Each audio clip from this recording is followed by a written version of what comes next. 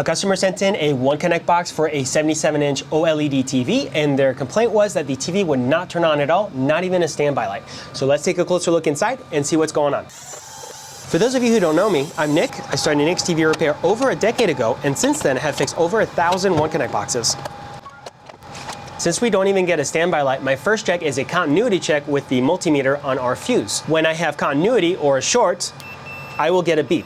A good fuse should have continuity and thus should beep. Let's check our fuse, and I don't get a beep. I have another fuse over here, and this one does give me a beep.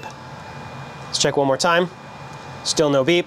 So that does confirm it. The one connect box is indeed defective and needs to be repaired. To identify the fault further, we're going to remove the power supply from the box and do some more checks.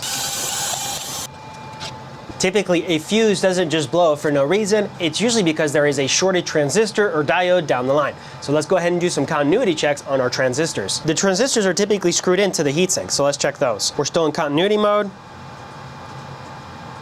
Placing my negative lead on the center pin and my positive lead on the outer pins.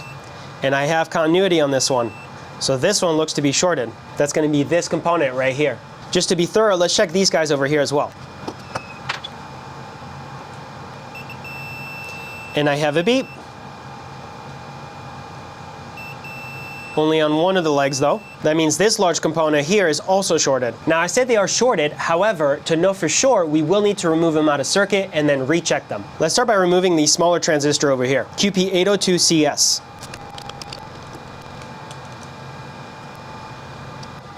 Now let's flip the board over, and let's switch over to our microscope. This is our transistor in question, and you'll notice it is covered in silicone, so we are going to have to remove that. If we don't properly clean up the transistor and joints, it'll be a lot more difficult for us to get proper solder flow and heat transfer from the iron into the component legs and joints. To help me get better flow, I'm going to start by adding fresh solder to all of the joints, and then use my desolder wick to remove the original and new solder.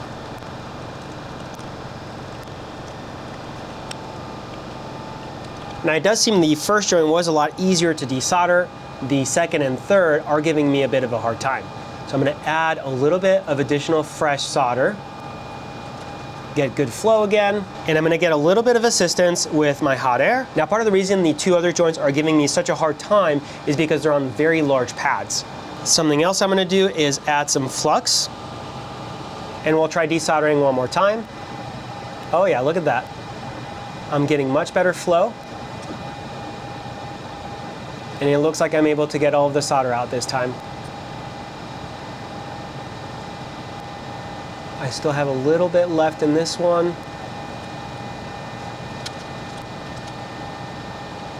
And I'm slightly curious if my transistor is actually loose. If I move the transistor from the top, oh yeah, look at that. So when I wiggle the transistor from the top, we can actually see all three legs are free moving. So that confirms I did actually properly desolder all three of them.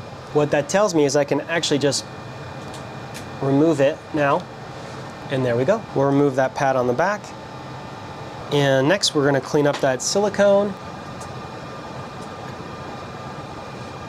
So we want to be careful. We don't want to damage any components that might be in there. And using a Q-tip and isopropyl alcohol, we're just going to clean the heatsink. And now we can do a continuity test on the transistor. We still have a short even with it out of circuit, and it looks like all three legs are shorted to one another. Let's recheck the circuit. Do we still have a short? No beep, no beep. And we also had this one over here that was beeping originally. Let's check it again. No beep. And no beep. So what that tells us is that it confirms only this transistor was shorted. The other one was only showing a short because it was in circuit, probably in parallel with this smaller one. For our replacement, I don't want to use the same old pad. What we're going to do instead is we're going to use our own thermally conductive tape. I'm going to cut out the hole for the screw.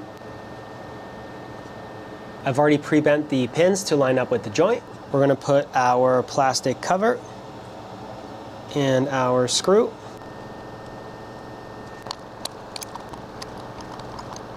Now we can solder down the transistor.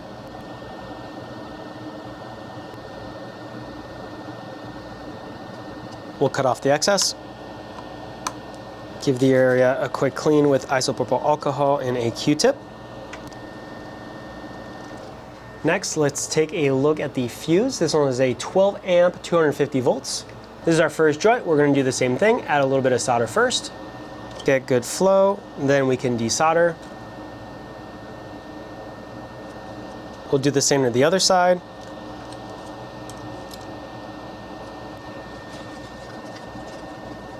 So if we flip the board over, I should be able to just pull out the fuse. There's a little silicone here. Try and remove that. Okay, so the fuse came out without the silicone. Let's remove it anyways, and let's install our replacement. All right, there we go. And these are much smaller pads, so they're a lot easier to flow. Quick cleanup. Now obviously we should be fine, but we're gonna do one last continuity check. Still no short, still no short. And now we do have continuity. So our fuse is good, our transistor is no longer shorted.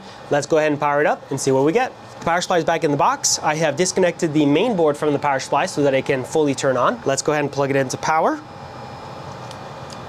And I just heard it click. I'm gonna put the mic right next to the power supply so you can hear that too. The voltages we're gonna focus on are the PS on, which is pin 4, second one on the left, and the A17 volts, which is the 5th pin down on the left and 6th pin. So our second pin, we should be getting about 5.5 volts, and we're getting 5.96. And our 5th pin is 17, 6th, also 17. So that does confirm our power supply is now fixed and working. We'll plug the main board back in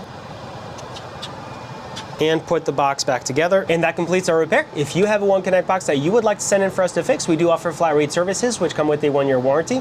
Those are available on our website, which I'll link in the description below. If you found the video helpful or useful, leave us a like, subscribe for more content, and thank you for watching.